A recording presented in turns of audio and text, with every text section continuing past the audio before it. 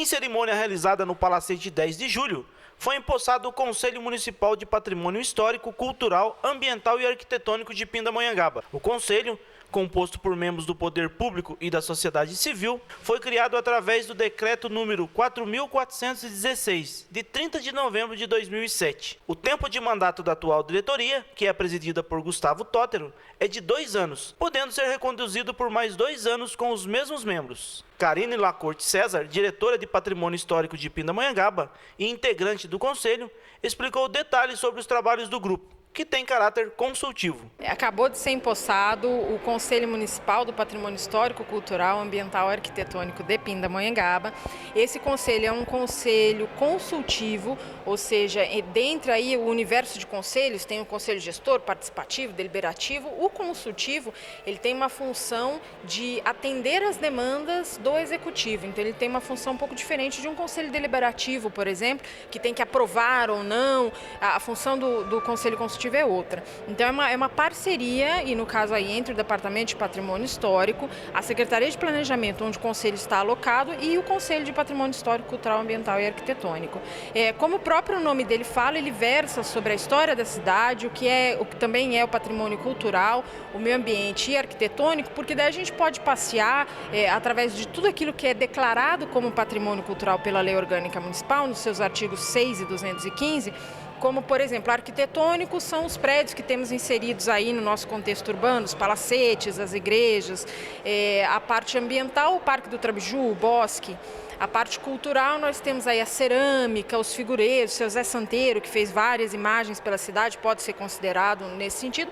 E a parte histórica é tudo aquilo que engloba os documentos, as personalidades históricas e também os prédios no que eles representam. Por exemplo, o Palacete Visconde da Palmeira, hoje em dia ele abriga o Museu Histórico Pedagógico Dom Pedro I e Dona Leopoldina. São duas instituições diferentes que dialogam no mesmo espaço e que têm necessidades de preservação diferentes. Então, às vezes, a necessidade do museu é uma, a necessidade do palacete é outra. O palacete é tombado como patrimônio histórico do Estado, então eles precisam dialogar.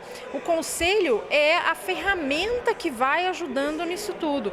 Então, hoje em dia nós temos, por exemplo, o busto do Barão Homem de Melo, que fica na Praça Barão Homem de Melo, ali aos arredores do Alfredo Pujol, da Estação de Ferro da Central do Brasil. Ele é um busto que está precisando de restauros, então nesse momento o Conselho vem e apoia o departamento nesse sentido.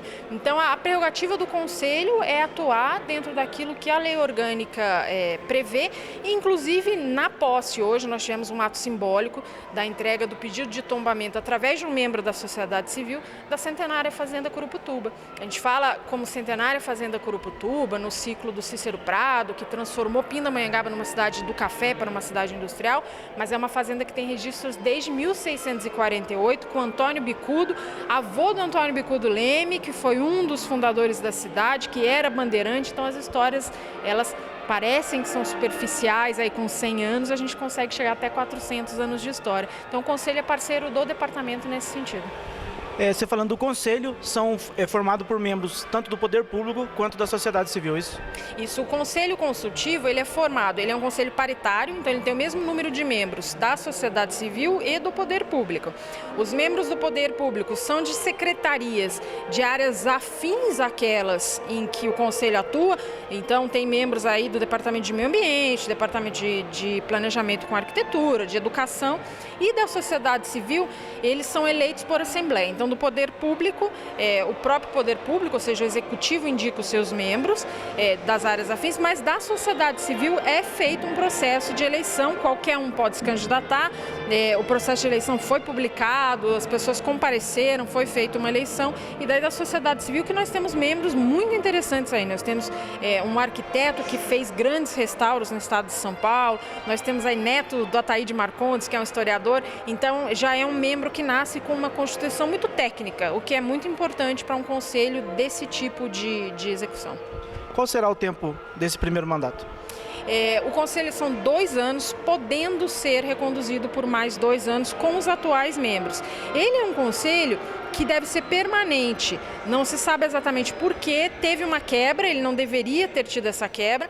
Os últimos conselheiros acabaram em 2012 e ele não foi reconduzido, sendo reconduzido somente agora. Então prevê-se aí que 4 anos para essa Constituição, ou não, vai depender um pouco aí dos caminhos.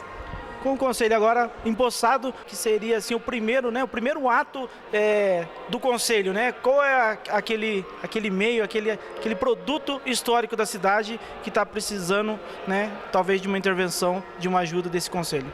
O conselho, como ele é essa força que apoia e que motiva, nós temos aí alguns patrimônios históricos que já estão em funcionamento, mas que precisam de atenção para que sejam mantidos, como os palacetes, por exemplo. Agora, existem outras articulações que precisam ser feitas estadualmente, federalmente, como a Igreja São José, que é um grande exemplo. A Igreja São José, ela é da Mitra Diocesana de Taubaté, ela tem hoje em dia uma verba aprovada pelo Estado, uma verba aprovada pela federação, que não chega para que seja realizado. E o município, por ser uma igreja de propriedade particular, ele não pode intervir. É neste momento que o conselho consegue, enquanto representatividade da sociedade civil, ele consegue interferir. Então a gente tem essas frentes, o que já está funcionando e que precisa de atenção para que não perca suas características, o que precisa de atenção, e a gente tem agora o Parque do Trabiju, que vai ser reaberto, tem todo o plano do manejo. Hoje, com a questão de ser pedido tombamento, o processo de tombamento é um processo longo, então os representantes da Fazenda Curuputuba pediram esse tombamento, e é um tombamento, a gente pode falar aí de meses, às vezes anos, não se tomba nada da noite para o dia, né? Porque é um processo muito sério. Então as frentes são muito variadas, elas vão desde o que a gente chama de patrimônio imaterial. Então vamos pegar, a gente está ouvindo aí talvez ao fundo a Corporação Musical Euterpe, vai completar esse ano 190 anos de história, é a corporação musical mais antiga do Brasil. Então ela pode ser tombada como patrimônio material do município, por exemplo. Isso é uma função do conselho. Então o conselho vai atuar aí nesse universo como um todo, tanto do patrimônio imaterial, aquilo que tem que ser preservado, porque tem características emocionais, como do patrimônio material mesmo. Então o museu está de pé, como é que faz para a gente manter o museu de pé? Porque o museu um dia já quase caiu, né? Então vai deixar cair de novo, e aquilo tudo que está precisando de ajuda, mas emergencial também. Com o encerramento da posse, os convidados puderam degustar algumas iguarias oferecidas pela Fazenda Curuputuba e depois escutar uma boa música ao som da centenária Corporação Musical Euterpe.